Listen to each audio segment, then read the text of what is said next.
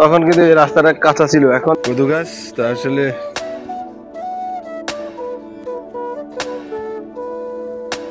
তো ছোট ভাইকে নিয়ে আজকে চলে আসলাম আমরা ওই ডিপ মেশিনের যে ডিপ আসলে দেখার জন্য। তো এখানে একটা দোকান আছে, ছোটবেলায় আমরা কিন্তু এখানে আসছিলাম, আর এখন বড় হয়ে গেছি, এখন অনেক বড়।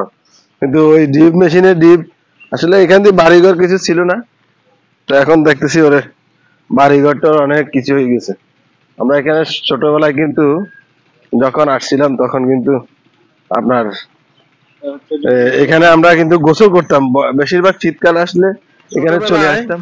আগে এখানে আমরা গোসল করতে আসতাম অনেকে মিলে।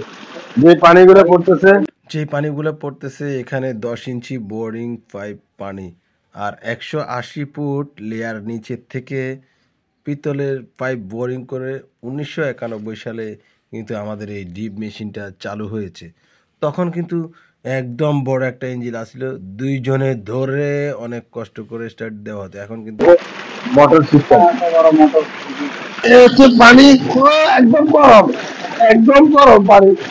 আসলে শীতের পানি আপনি বুঝবেন না, হাতে যখন আমরা পানি দিছি একদম মনে হইতেছে গরম পানি, কে যেন আমাদের জন্য গরম পানি রাখছে গোসল করতে, কিন্তু এখানে মজা হইল। কালকে আমরা একদিন চলে আসবো গোসল করার জন্য, এখানে দেখাবো আপনাদেরকে একদম গরম পানি। আসলে শীত জ্যাকেট গায়ে দিচ্ছি একটা দুইটা, তারপরে কিন্তু ঠান্ডা লাগছে। এখন এখানে কিন্তু গরম পানি দেখেন, অনেক সুন্দর পানি। আসলে বলে বলতে পারবো না, সেই ছোটবেলার কাহিনীগুলো কিন্তু দেখা যাচ্ছে। এই যে এই পাশে ড্রেন যেটা আছে, এটা দিয়ে কিন্তু বিশাল এক বড় একটা ডগি চলে যায়। আর এখন যে ড্রেনটা দিয়ে যাচ্ছে, ওই যে আপনাদেরকে একটু আগে দেখাইছিলাম, অনেক বড় বিশাল এক এরিয়া জুড়ে এই ডগিটাতে পানি যাইতেছে। কিন্তু জহির খান, কি অবস্থা?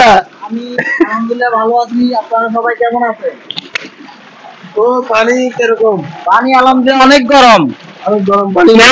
অনেক গরম পানি, এটাতে গোসল করতে অনেক ভালো লাগবে।